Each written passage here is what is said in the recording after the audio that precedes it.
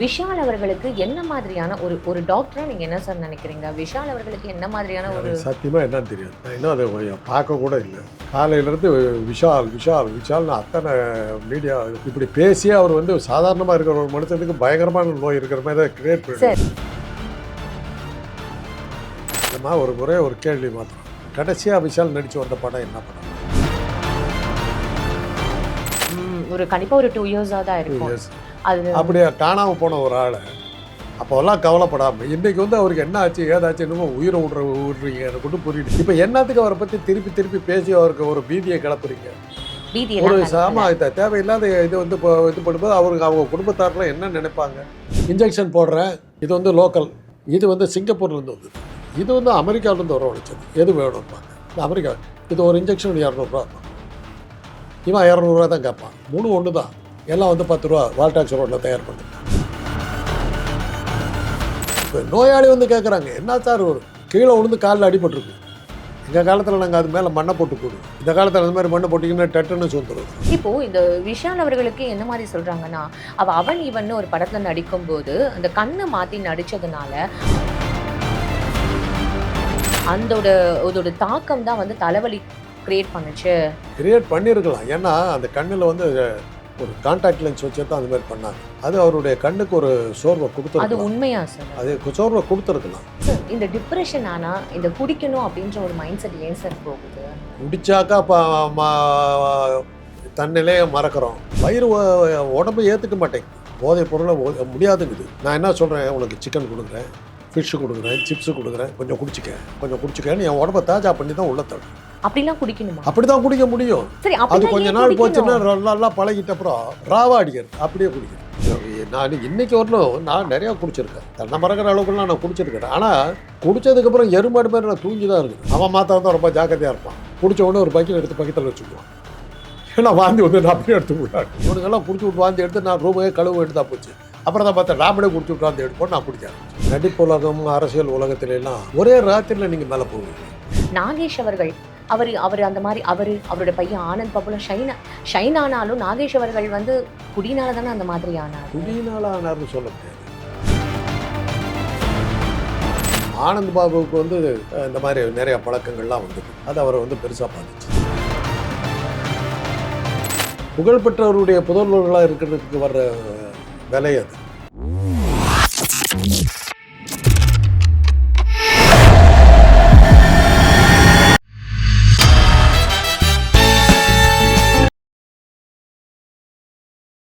PPT cinema நேயர்கள் அனைவருக்கும் வணக்கம். இன்னைக்கு நம்மளோட டாக்டர் காந்தராஜ சார் தான் இருக்கார். நிகழ்ச்சிக்கு போகலாம். சார் வணக்கம். சார் இப்போ என்ன அப்படின்னா, இப்போ உண்மையாகவே நீங்களுமே வந்து நிறைய இடத்துல பேசியிருப்பீங்க.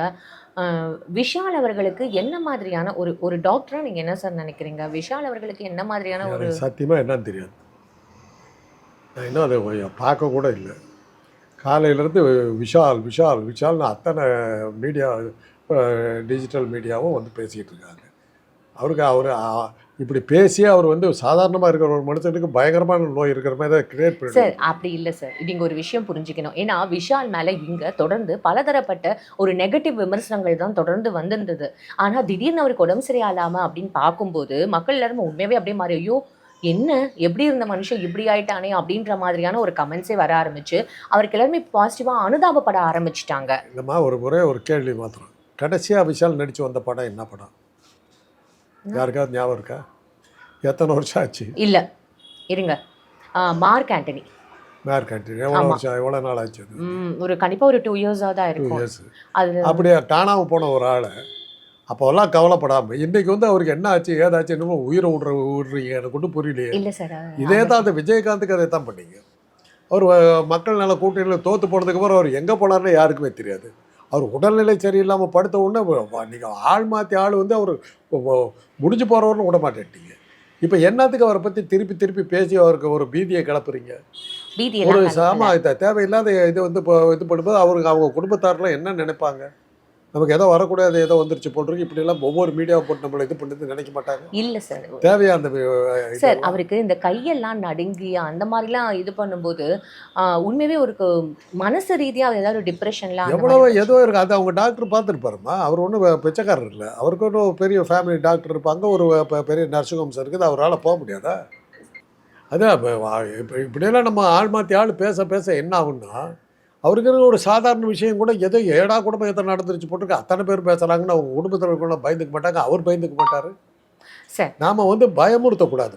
பயமுறுத்துற மாதிரி இங்க எதுவுமே பேசல சார். உண்மையாவே ஒரு டாக்டரா அவருக்கு என்ன மாதிரியான ஒரு விஷயம் நடந்திருக்குன்னு கேட்கலாம் சார். ஒரு தலைவலின்னு நீங்கள் சொல்கிறீங்கன்னு வச்சுக்கோங்க. தலைவலி ஒரு மழை பெஞ்சது ஒரு இது வந்தது கால மாறுபாட்டில் லேசாக தலைவலிக்கலாம். சளி பிடிச்சிக்கிச்சு தலைவலிக்கலாம். சைனஸ் ப்ராப்ளம் இருக்குது தலைவலிக்கலாம். இல்லை ஒரு நெஞ்சு சளி ஏதாவது கட்டிக்கிட்டு இருக்குது ஒரு ஜுரம் வந்தது தலைவலிக்கலாம். இல்லை மலச்சிக்கல் இருக்குது சரியான முறையில் மோஷன் போகல தலைவலிக்கலாம். பிரெயினில் டியூமர் வந்தது புற்றுநோய் வந்தது மூளையில் அப்போவும் தலைவலிக்கலாம். தலைவலிங்கிற ஒரு விஷயத்தை வச்சுக்கிட்டு இவ்வளோ சொல்ல முடியுமா? தலைவலின்னு நீங்கள் ஹெட் ஏக் அப்படின்னு கொடுப்பாங்க. அதுக்கு நாங்கள் ஆன்சர் 15-20 பக்கம் எழுதுவோம். அவ்வளோ சிம்டம்ஸ் இருக்குது. ஒன்றுமில்லை லேசான குமட்டல் இருக்குது. குமட்டலுக்கான காரணம்னு கேட்டிங்கன்னா ஏதோ தேவையில்லாத பொருளை சாப்பிட்டதுனால ஒரு குமட்டல் ஏற்பட்டிருக்கலாம். அல்லது தொண்டையில் ஏதோ அலர்ச்சி ஏற்பட்டு அதில் குமட்டல் ஏற்பட்டிருக்கலாம். அல்லது வயிற்றுக்குள்ளார போய் அந்த செரிக்காமல் போய் குமட்டல் ஏற்பட்டிருக்கலாம். அல்லது லிவர் ஃபெயிலியராக இருக்கலாம். இல்லை கிட்னி ஃபெயிலியராக இருக்கலாம். மூளையில் ஏதாவது தாக்கம் ஏற்பட்டு இது வரலாம். ஸோ ஒவ்வொன்றுக்கும் ஒரு நூற்றுக்கணக்கான காரணங்கள் இருக்குது. 10,500 பக்கம் இருக்குதுமா மொத்தம் எங்களுடைய மருத்துவ புத்தகங்கள். 5 வருஷம் நாங்கள் படிக்கிறோம். 5 வருஷம் படித்து ஒவ்வொரு சிம்டத்தையும் வச்சுக்கிட்டு நாங்கள் எல்லாம் தெரிஞ்சுக்கிட்டு தான் ஒரு ஆள் தலைவலின்னு வந்தாலும் இவ்வளோ பிரச்சனை இருக்குது. எங்கள் காலத்தில் தலைவலின்னு சொன்னாக்க தலைவலியை வச்சுக்கிட்டே தான் நாங்கள் எவ்வளோ கவனிப்போம். இன்றைக்கி எம்ஆர்ஐ சிடி ஸ்கேனு அது எக்கோ அது இது இஷ்டத்துக்கு வந்துருச்சு.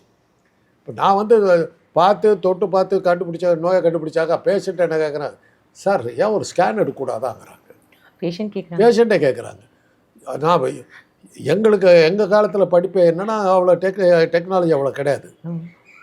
லேபரேட்டரி நிறையா வந்தது போது என்னுடைய ஆசிரியர்கள் சௌமினி தம்பையா போன்ற பெரிய ஆசிரியர்கள்லாம் உனக்கு டயக்னோஸ் பண்ணி தொட்டு பார்த்து கண்டுபிடிக்க தெரியலனால்தான் நீ லேபரேட்டரியை கேட்கணும். உனக்கு எல்லாம் கண்டுபிடிக்க தெரிஞ்சால் நீ லேபரேட்டரிக்கு போக வேண்டியதில்லை. உன் நாலேஜை சரியாக இருந்தால் நீ லேபரேட்டரிக்கு போக வேண்டியதில்லைங்கிறதா எங்களுக்கு படிப்பு. இன்றைக்கி லேபரேட்டரி சொன்ன பிறகு தான் நான் கேஸே பார்க்குறேன். சார் இப்போ வர காலத்தில் இவர் எம்ஆர்ஐ பார்க்க சொல்லலாம், அப்போ இவர் குட் டாக்டர் இல்லையோ நல்ல டாக்டர் இல்லையோன்ற மாதிரி. ஆமாம், சந்தேகப்படுறாங்க. வந்த உடனே நம்ம ஊசி போடலன்னு வச்சுக்க நான் காலி ஊசி போட்டாகணும். அதனால தான் பல டாக்டர் எங்கள் காலத்தில் என்ன பண்ணுவாங்கன்னா விட்டமின்ஸ் இன்ஜெக்ஷன் வச்சுக்குவாங்க. விட்டமின் இன்ஜெக்ஷனு வெவ்வேறு கலரில் வரும். அந்த இது போயிட்டு அது ஒரு பச்சை கலரில் வயலட் கலரில் எல்லாம் இருக்கும். அதை வச்சுக்கிட்டு இது பண்ணுவாங்க. இன்ஜெக்ஷன் போடுறேன் அந்த இதை காட்டுவாங்க. இது லோக்கல் இது போகுது. இது சிங்கப்பூர்லேருந்து வந்தது. இது அமெரிக்காவிலேருந்து வரவழைச்சது. எது வேணும்பாங்க. இந்த அமெரிக்கா இது ஒரு இன்ஜெக்ஷன் 200 இவன் 200 தான் கேட்பான். 3 ஒன்று தான். எல்லாம் 10 ரூபா வால்டாக்ஸ் ரோட்டில் தயார் பண்ணது தான். இப்படி தான் வியாபாரம் நடக்குது. இப்படி தான் இதெல்லாம் நான் செய்யாதனால தான் நான் சரியான ப்ராக்டிஸுக்கு நான் போகலை. ஏன்னா நான் இன்ஜெக்ஷன் போடவே மாட்டேன். சில நோய்களுக்கு தான் நான் தொடுவேன். இன்ஜெக்ஷன் நாங்கள் எய்ட்ஸில் இருந்தபோது எய்ட்ஸ் கண்ட்ரோல் ப்ரோக்ராம் எடுத்தபோது இன்ஜெக்ஷன் மூலமாக நிறையா பரவுதுங்கிறதுனால இன்ஜெக்ஷன் அறவே நீக்குன்னு சொல்கிற அளவில் தான் போச்சு. அந்த பிரச்சாரத்தை பண்ணவனே நான் தான். அதனால் நான் இன்ஜெக்ஷன் போடுறதே அறவே நான் நிறுத்திட்டேன்.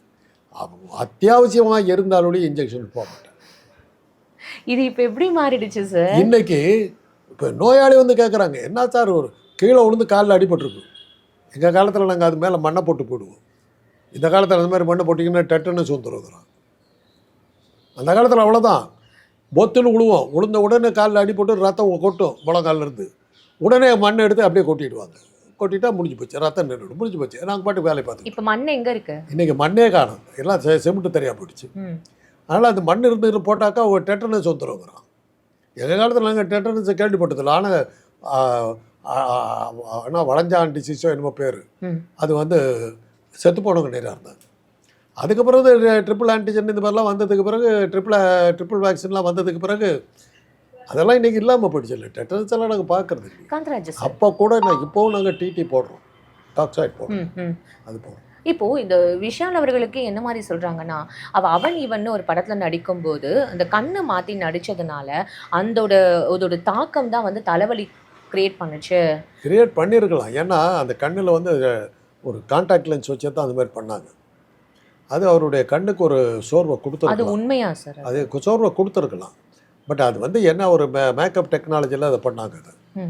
அது கான்டாக்ட் லென்ஸை வந்து அப்படி இது வச்சு 1.5 கண்ணாக இருக்கிற மாதிரி ஆமா, அது அவர் பண்ணார். அது ஒருவேளை அது இது நடந்து ஒரு 7-8 வருஷம் இருக்கும். ஸோ அதோட இம்பாக்ட் இப்போ இருக்கிறதுக்கான சான்சஸ் அதுக்கான சான்சஸ் இல்லை. அது அப்பயே வந்துடும், அப்பயே வந்துடும். இவ்வளோ நாள் கழிச்சு வரும்னு நான் எதிர்பார்க்குறேன். சார் இந்த டிப்ரெஷன் ஆனா இந்த குடிக்கணும் அப்படின்ற ஒரு மைண்ட் செட் ஏன் சார் போகுது? குடிச்சாக்கா தன்னிலையே மறக்கிறோம். நீங்கள் பெண்ணாக இருக்கிறதுனால உங்கள் குடியை பற்றி உங்களுக்கு தெரியுமா என்னன்னு தெரியாது. நாங்கள்லாம் குடித்தவனு எங்களுக்கு தெரியும். அந்த லிக்கர் வாயில் பட்ட உடனே, மேல் எண்ணத்தில் பட்ட உடனே அப்படியே மூளைக்கு போகிறது தெரியும். உடனே விக்கல் வரும். விக்கல் வந்த உடனே ஒரு சிக்கன் பீஸ், அடுத்த உடனே சோடா கொஞ்சம் அதிகமாக ஊற்றி சிக்கன் பீஸ் சாப்பிடுவோம். இப்படியெல்லாம் தாஜா பண்ணி தான் குடிப்போம். வயிறு உடம்பு ஏற்றுக்க மாட்டேங்குது, போதைப் பொருளை முடியாதுங்குது.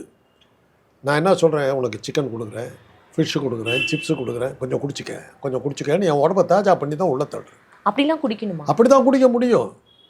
சரி, அது கொஞ்ச நாள் போச்சுன்னா நல்லா பழகிட்ட அப்புறம் ராவா அடிக்கிறது, அப்படியே குடிக்கிறது. அப்படிலாம் ஏன் பண்ணணும்? அது மனது, அதாவது இதில் என்னென்னா நமக்குள்ளார ஒரு இது என்ன, அது உள்ளே போன உடனே மூளையை தாக்குது. மூளையை தாக்கினோடனே நியூரான்ஸு ஷாக் ஆகிடுது. ஏன்னா ஏதோ ஒரு புது பொருள் வந்து இந்த அடி அடிக்கணுன்னு கொஞ்சம் வேலை செய்கிறது நிறுத்துது. மயக்கம் வருது, மறந்துடுறான். எல்லாத்தையும் மறந்துட்டு அப்படியே மயக்கத்தில் கிடக்குறான். அவனுடைய கவலையெல்லாம் அதோட போயிடுது, ஒன்றுமே தெரிய மாட்டேங்குது. அந்த மயக்கம் ஒரு 2 மணி நேரம் இருக்குது. அந்த 2 மணி நேரம் எந்த கவலையுமே இல்லை. மயக்கம் தெளியுது. தெளிய அவனுக்கு அந்த கவலையெல்லாம் வருது. ஆடாடா நம்ம மறுபடியும் மயக்கத்துக்கு போவோம், மறுபடியும் குடிக்கிறான். இப்படி தான் அது பழகி தான். அதில் தான் போதைக்கு அடிமையாகிறது. அப்படி தான் பிரச்சனையினால அதை பயந்து ஃபேஸ் பண்ணி இவங்க இந்த மாதிரி அடிமை. அதாவது ஒரு போலித்தனமான ஒரு இது, ஒரு போலித்தனமான ஒரு எஸ்கேபிசம். எக்ஸாக்ட்லி, தப்பிச்சிட்டோங்கிற அது கோழைத்தனம் தான். அது நான் இன்னைக்கு வரலும் நான் நிறையா குடிச்சிருக்கேன். தன்னை மறக்கிற அளவுக்குலாம் நான் குடிச்சிருக்கிறேன். ஆனால் குடித்ததுக்கப்புறம் எருமாடு மாதிரி நான் தூங்கி தான் இருக்கிறேன். அப்புறம் தான் யோசிச்சேன், என் ஃப்ரெண்ட்ஸுக்கிட்ட கேட்பேன், எல்லோரும் ஒன்றா குடிச்சு விட்டு கிடப்போம். அதில் வாசுன்னு ஒருத்தர் இருந்தான், அவன் இப்போ சமயத்தில் இருந்துவிட்டான். அவன் மாத்திரம் தான் ரொம்ப ஜாக்கிரதையாக இருப்பான். குடித்த உடனே ஒரு பக்கெட் எடுத்து பக்கத்தில் வச்சுக்குவான். ஏன்னா வாந்தி வந்து நான் அப்படியே எடுத்து விடுவாரு. ஏன்னா வாந்தி எடுத்தால் கழுவ மாட்டோன்ட்டோம். ரூம்குள்ளே இருந்துக்கிட்டு வாந்தி எடுத்து விடுவான். எத்தனை தடவை கழுவுறது? நான் குடிக்க ஆரம்பிச்சது அப்படி தான் குடிக்க ஆரம்பித்தேன். இவனுங்கெல்லாம் குடிச்சு விட்டு வாந்தி எடுத்து நான் ரூமே கழுவு எடுத்தா போச்சு. அப்புறம் தான் பார்த்தேன், நாமளே குடிச்சு விட்டு வாந்தி எடுப்போம், நான் குடிக்க ஆரம்பித்தேன். அப்படி தான் பழகுச்சு. ஹாஸ்டலில் இருக்கிறது எல்லாம் ரொம்ப சாதாரணம், சகஜம், சுலபமாக கிடைக்கும். எல்லா ஹாஸ்டல்லையும் சுலபமாக கிடைக்கும். அதெல்லாம் தவிர்க்கவே முடியாது, தடுக்கவே முடியாது. இதெல்லாம் என்ன வேணாலும் நீங்கள் சட்டம் போட்டுங்க, அதெல்லாம் நடக்கவே நடக்காது. அதனால் இந்த போதையில் வந்து நான் குடிச்சுப்பிட்டு படுத்துருக்கும்போது எந்திரிச்ச உடனே, என்னடா இது கொலைகாரன்லாம் குடிச்சுப்பிட்டு தான் கொலை பண்ணுறதுக்கு போகிறாங்கிற, நம்ம இப்படி தூங்கினா எப்படிடா கொலைகளை எல்லாம் பண்ணுறதுன்னு எங்கள் ஃப்ரெண்ட்ஸுங்களுக்கு எங்களுக்கு அதுதான் வந்தது. எங்கள் ப்ரொஃபஸர் சொல்லுவார், it takes away from action அப்படின்னு. நாட் ஒன்லி கொலை ஈவன் எதுவாக இருந்தாலும் ஒரு ரேப் பண்ணுறதுக்கு கூட குடிச்சுப்பிட்டு பண்ணான்னுவாங்க. முடியுமான்னு எனக்கு தெரியல. ஏன்னா என்னுடைய அனுபவத்தில் சொல்கிறேன், குடித்தா அவன் மயங்கி படுத்து தூங்கிக்கிட்டு இருந்தனே ஒழிய, ஒரு படத்தில் வி.கே. ராமசாமி அப்படி தான் பண்ணுவார். ஒரு தாசி வீட்டுக்கு போவார். அவள் வந்து நல்லா குடிக்க வச்சுருவாள். குடித்த உடனே நல்லா படுத்து நல்லா தூங்கிடுவார். தூக்கிட்ட உடனே காலையில் எந்திரிப்பார், மயக்கம் தெளிஞ்சு எந்திரிப்பார். ராத்திரி பூரா என்ன அவஸ்தைப்படுத்தின தெரியுமாண்ணா? ராத்திரி பூரா அவஸ்தைப்படுத்தினேண்ணா, ஒன்றுமே தெரியலையே. ஐயோ விடிய என்னை தூங்க விடல, அதனால் உங்ககிட்ட டபுள் சார்ஜ் வாங்க போகிறேன்வா. என்னடா இது, குடித்தாக்கா தன்னை மறந்து பண்ணால் இப்போ டபுள் சார்ஜ் வாங்குற அளவுக்கு செலவாகுதுன்ட்டு போவார் ஒரு படத்தில். உண்மையில் அதுதான். விலைமாதர் வீட்டுக்கு போனோம்னா குடிக்க வைப்பாங்க, ஆக்ஷன் இருக்கான் போட்டுங்கிறதுங்க. ஃபைன். காமராஜ் சார், இப்போ என்னன்னா, முக்கியமா நடிகர்கள் அத்தனை பேருமே வந்து இந்த குடிக்கு அடிமையானவங்க அப்படின்றத நெறைய பேர் பாஸ்ட்ல நீங்களும் பார்த்துட்டு வந்திருப்பீங்கல்ல. ஸோ அப்படி பார்த்தவங்க நடுவுல இப்போ இது மாரியே இன்னும் தொடர்ந்துகிட்டே இருக்கு. பாதி பேருக்கு வெளில தெரியுது, வெளியில தெரியல. ஆனா இது மாரி பகிரமா வெளில தெரியும்போது தானே அதோட இம்பாக்ட் வந்து மக்களுக்கும் புரிய இல்லைம்மா, அது ஆரம்பிக்குது காமராஜ் என்னன்னா, சார். நடிப்புலகம் அரசியல் உலகத்துல எல்லாம் ஒரே ராத்திரியில் நீங்கள் மேலே போவீங்க. நேற்று வரணும் அவன் யாருன்னே தெரிஞ்சிருக்காது. அரசியல் ஆகட்டும், சினிமா ஆகட்டும், மறுநாள் காலையில் பார்த்தீங்கன்னா அவன் புகழின் உச்சத்தில் நிற்பான். எங்கே சரி. பார்த்தாலும் அவன் பேராக இருக்கும். வந்த வேகத்திலே போவான். போகும்போது என்ன பண்ணுறதுன்னு தெரியாது. அரசியல் அதே தான். திடீர்னு உனக்கு சீட் இல்லைன்னு விடுவாங்க. வீட்டில் நம்மளை மதிப்பாங்களா? பதவி இல்லைன்னா விடுவாங்களா? இத்தனை பேர் வந்து நின்னானே நம்ம கதி என்ன? அந்த பிரஷர் அந்த ஸ்டேட்டஸ். அந்த அந்த டிப்ரெஷன் அதை ஓவர் கம் பண்ணுறதுக்கு குடிக்கிறது. இதெல்லாம் மனித அதனால தான்மா 2000 வருஷத்துக்கு முன்னாடியே கல்லுண்ணாமைன்னு எழுதுறாருனாக்கா, இந்த மாதிரி ஒரு எஸ்கேபிசம் எல்லா காலத்திலுமே இருந்திருக்கு. எல்லா காலத்திலுமே இருந்திருக்கு. கண்ணதாசன் அவர்களே வந்து ஒரு கோப்பையிலே என் குடி இருக்கும் அப்படின்னு சொல்லிட்டு அவரும் அந்த மாதிரி குடிச்சு இதுவா இவங்க ஆனவங்க, அதாவது என்ன, குடிச்சே அழிஞ்சவங்க அப்படின்ற மாதிரி நம்ம எவ்வளோ பேரை பார்த்துருக்கோம்ல சார். கோப்பையில் என் குடியிருப்புங்கிறது வந்து உமர் கயாமனுடைய பாடலில் தமிழாக்குனாரு. உமர் கயாம் எழுதினார். Oh. Under a willow tree with a cup of wine and a girl அப்படின்னு எழுதுறாரு. அதை தான் அவர் தமிழில் எழுதினார். ஒரு கோப்பையிலே என் குடியிருப்பு, ஒரு கோலமையில் என் உயிர் துடிப்பு. அது அப்படியே அதே லைன்ஸ் அப்படியே. Under a willow tree a cup of wine and a girl அப்படின்னு அந்த பாட்டை அப்படியே தமிழ் எழுதினார். உமர் கயாம் பாட்டு தான் அது. உமர் கயாம் அப்படி தான் ஒரு பெரிய மேதை. அவர் பல்வேறு வகையான கண்டுபிடிப்புகளுக்கு ஒரு காரணம். அவர் ஒரு கவிஞர், மிகப்பெரிய கவிஞர். அவருடைய பாடல்கள், பல பாடல்கள் தமிழில் வந்து வெய்யற்கேற்ற நிழல் உண்டு, அதெல்லாம் வந்து உமர் கயாம் பாடல்களுடைய தமிழாக்கம் தான். வீச்சம் தென்றல் காற்று உண்டு, கையில் மது உண்டு, கலந்து பாட நீ உண்டு. அதே உமர் கயாம் பாடலில் வந்து கோப்பையில் என் குடியிருப்புன்னு கண்ணதாசன் எழுதினார். தேசிய விநாயகம் பிள்ளை வந்து வெய்யற்கேற்ற நிழல் உண்டு, வீச்சம் தென்றல் காற்று உண்டு, கையில் மது உண்டு, கலந்து பாட நீ உண்டுன்னு இவர் எழுதினார். உமர் கயாம் பாடல். உமர் கயாம் அந்த மாதிரி இருந்தாலும் கூட பல அறிவியல் விஷயங்களை கண்டுபிடிச்சவன் தான். ஒரு படமே வந்தது, love life and science of Omar கயாம்னு படம் வந்தது. அப்போ ஏற்பட்ட அறிஞன் அவன். ஆனால் அவர் வந்து இந்த பாடலில் தான் ப்ராப்ளம் ஆகிட்டார். இந்த பாடலில் தான் உமர் கயாம்னாவே ஒரு பக்கத்தில் அந்த மது கோப்பை வச்சுக்கிற மாதிரி போட்டு விட்டார்.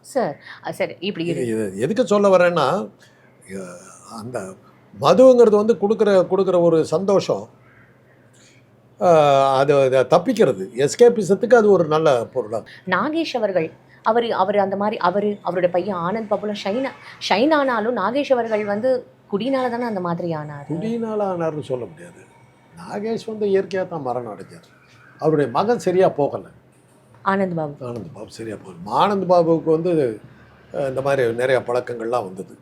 அது அவரை வந்து பெருசாக பாதிச்சுது. அது என்னன்னா, புகழ்பெற்றவருடைய புதல்வர்களாக இருக்கிறதுக்கு வர்ற விலை அது. அப்பாவை வெயிட் பண்ண முடியல. அந்த ஒரு டிப்ரெஷன். அப்பாவை வெயிட் பண்ண முடியலையே. எல்லாருமே மேதைகள் ஆகிட முடியாதுமா. சிவாஜி சாரனுக்கு ஈக்குவலாக அவருடைய மகன்கள் வரலையே, அவர் பேரன்கள்லாம் வரலையே. பிரபு ஓரளவுக்கு வந்தார், அவருடைய பேரன்கள்லாம் வந்தாங்க, பெருசாக நிற்கலையே. அது மாதிரி தான் ஒவ்வொரு இடத்துலையும் அப்படி தான். அரசியல் தலைவர்கள் எடுத்திங்கன்னாக்கா, அவருக்கு இப்போ கலைஞருக்கு அடுத்தாப்படி ஸ்டாலின் வந்திருக்காரு. ஸ்டாலின் அரசியல் தலைவராக தான் பரிமளிக்கிறாரு. கலைஞருடைய பன்முகத்தன்மை வந்து ஸ்டாலின்கிட்ட இல்லையே. படைப்பாளி இல்லையே அவர். அந்த எழுத்து வன்மை இல்லையே. அந்த சினிமா இது இல்லையே அவருக்கு. உதயநிதிக்கு சினிமா இருந்தது, ஓரளவுக்கு வந்தது. அதுக்கப்புறம் படைப்பாளி இல்லையே அவரும் படைப்பாளி இல்லையே. அந்த தமிழ் இல்லையே. அந்த கலைஞருடைய அந்த தமிழ் இல்லையே. கலைஞர் தொடாத இடம் உண்டா? தொல்காப்பியத்துக்கு விளக்கம் எழுதுறது அவ்வளோ சுலபம் இல்லைம்மா. அதுக்கு தமிழில் அர்த்தம் கொடுத்து தொல்காப்பியம் படிக்கிறதே பெரிய கஷ்டம்னுவாங்க. அதுக்கு விளக்கம் கொடுத்து எழுதுறதுங்கிறது சாதாரண விஷயம் இல்லை. எழுதி கொடுத்தாருல்ல, பாமரன்னு புரிஞ்சுக்கிற மாதிரி. சங்க இலக்கியத்தை வந்து சங்க பூங்கா என்னமோ பூங்கா இலக்கிய என்னமோ போட்டு சங்க இலக்கியங்கள் பூராத்தையும் எடுத்து எளிமைப்படுத்தி கொடுத்தாரு. உண்மைதான் சார். இன்னைக்கு அந்த சினிமா, இன்னைக்கு அந்த வசனங்கள் நேற்று கூட பார்க்குற சிவகுமார் திருப்பி ஏதோ ஒரு நிகழ்ச்சியில் பேசுகிறாரு. அதுக்கு பராசக்தியில் அந்த வசனம் அப்படியே ஒப்பிக்கிறார் அவர். அதை கேட்டபோது என்ன தமிழ் விளையாடி இருக்குது. சினிமாவில் இலக்கியத்தை கொண்டு வந்தார்மா அவர், சினிமாவில் இலக்கியத்தை கொண்டு வந்தார். அதெல்லாம் அது மாதிரி வந்து நீங்கள் ஸ்டாலினை எதிர்பார்க்க முடியாது. அந்த தமிழ் நீங்கள் வந்து அது அவரோட ஓவர். அவர் தான் அது, அவரால் தான் அது முடியும், அவரால் தான் அது முடியும். அதை வச்சு ஒவ்வொருத்தருக்கும் ஒரு தனிப்பட்ட திறமை இருக்குது. எத்தனை ஒரு பெரிய விளையாட்டு வீரருடைய மகன் வந்து ஒரு விளையாட்டு வீரனா மாதிரி இருக்கான்னு சொல்லுங்க. அது இன்னுமே உங்களுக்கு அந்த ஒரு சேலஞ்ச். ஒரு கவிஞருடைய மகன் கவிஞர் ஆகிறது இல்லை. தொழிலில் வேணா இருக்கலாம். இப்போ என்னுடைய டாக்டர் பையன் டாக்டர் ஆகலாம், என்ஜினியர் பையன் என்ஜினியர் ஆகலாம். அதில் படிச்சுட்டு வர்றது தான் அவனுடைய சொந்த திறமை ஒன்று இல்லை. இதெல்லாம் வந்து இயற்கையாக தானாக வரணும். படைப்புன்றது தானாக வர வேண்டிய ஒரு விஷயம். அதுதான் கண்ணதாசன் எழுதுனது. அந்த ஒரு வழி எப்பவும் மறக்க முடியாது. படைப்பதனால் நான் என் பேர் இறைவன்னர். கவிதை எழுதுறேன், படைக்கிறேன், இறைவனுக்கு சமமானவன்றேன். அது கரெக்ட். அப்போ ஜெமினி கணேசன் அவர்கள், அப்புறம் சந்திரபாபு அவர்கள், இவங்கெல்லாம் கூட அந்த மாதிரியா தானே வந்தாங்க, நிறைய குடிச்சிட்டு அப்புறம் அவங்களுக்கு அந்த மாதிரியான. தெரிஞ்ச ஜெமினி அவர்கள் வந்து பெருசாக குடித்தது இல்லை. குடிப்பார், அது எல்லாம் சினிமா துறையில் அரசியல் துறையிலாம் குடிக்கிறதுக்கு ஒரு சாதாரண விஷயம். சோஷியல் ட்ரிங்கர் அவர் குடிச்சிக்கிட்டு இருந்ததை நான் பார்த்தேன். என்ன ஜெமினியை பற்றி எனக்கு நல்லா தெரியும்.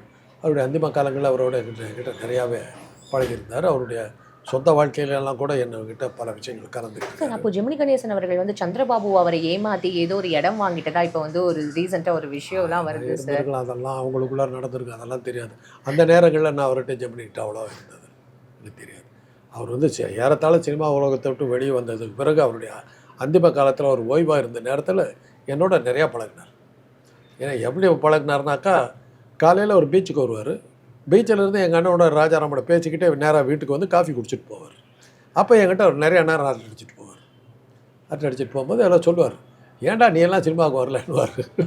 வந்துருந்தா நான்லாம் எங்கேயோ போயிருப்பேன். இந்த மாதிரிலாம் ஏற்றி விடுவார். நல்லா பேசுவார். நல்லா அவருடைய குடும்ப விவகாரங்களெல்லாம் நான் வந்து பல விஷயங்களாக என்னோட கலந்து பேசியிருக்கார். எனக்கு தெரிஞ்சு ஜெமினிக்கிட்ட அந்த மாதிரி பழக்கங்கள் பெருசாக இல்லை. ரெண்டாவது இந்த யோகா போல் பல விஷயங்கள்லாம் அவர் செஞ்சு கொஞ்சம் கட்டுமஸ்தான் தேகத்தை வச்சுட்டு இருந்தார். அவர்கிட்ட ஒரு நல்ல நிறைய ஹேபிட்ஸ் இருந்தது. இன்னும் சொல்லப்போனால் ஒரு ஜென்டில்மேன் எடுத்திங்கன்னா ஜெமினி கணேசன் தான்க்கா. எந்தெந்த பெண்ணெல்லாம் வாழ்க்கைகள் வந்தாலும் அவளையெல்லாம் கல்யாணம் மட்டும் பிள்ளை பெற்று கொடுத்தாரு. மனைவியாக அங்கீகாரம் கொடுத்த ஒரே நடிகர் அவரை தான் இருக்கும். இன்றைக்கு வரல நான் சொல்கிறேன், பல நடிகர்களுக்கு ரெண்டாவது மனைவி இருக்கிறத வெளியே கட்டாமல் விட்டாங்க. ஆனால் அவர் எல்லாத்தையும் ஆமாம் என் மனைவி தான் அப்படின்னார், ஆமாம் அதை என் பொண்ணு தான். புரியுது சார். அதெல்லாம் ஒரு படம் போட்டாங்கம்மா, ரேகா, இந்திய நடிகை ரேகா, சாவித்திரி மக சாமுண்டீஸ்வரி, அதை இவங்களுக்கு கமலாவாதி, அவங்க ஜெமினியுடைய மனைவி பாப்ஜி, அவங்களுக்கு பிறந்த 4 பெண்கள் எல்லாம் வரிச்சு 6 பேர் நின்று ஒரு ஃபோட்டோ போட்டு all are bond to Gemini Ganesan with different wives அப்படின்னு போட்டாங்க. பட் அவங்களும் அக்ரி பண்ணிட்டாங்க. எல்லாம் அக்ரி பண்ணிட்டாங்க, எல்லாம் அக்ரி பண்ணிட்டாங்க. புஷ்பவல்லிக்கு பிறந்தது ரேகா, சாவித்திரிக்கு பிறந்தது சாமுண்டீஸ்வரி, பாப்ஜிக்கு பிறந்து இந்த 4 பொண்ணு. அது போக பசங்களை ஃபோட்டோ எடுக்கல. அவர் 2 பசங்க இருந்தாங்க. சதீஷ்ன்ற சாவித்திரிக்கு பிறந்தோம், அந்த பையனை அவர் போடல. அப்புறம் இன்னொரு பையன் இருந்தான், அந்த அஞ்சுக்கோட்டை வாலிபல்லாம் அழிச்ச பையன். 2 பேர் அவருடைய மகன். ஏன் சார் அவங்கெல்லாம் ஷைனே ஆகல? அதுதான் நான் தான் சொல்கிறேன்னு, ஒரு குடும்பத்தில் ஒருத்தர் தான் பெருசாக வர முடியும். நான் இவ்வளோ பேசுனால என்ன சொல்கிறீங்க, ராஜாராம் தம்பின்னு தானே சொல்கிறீங்க.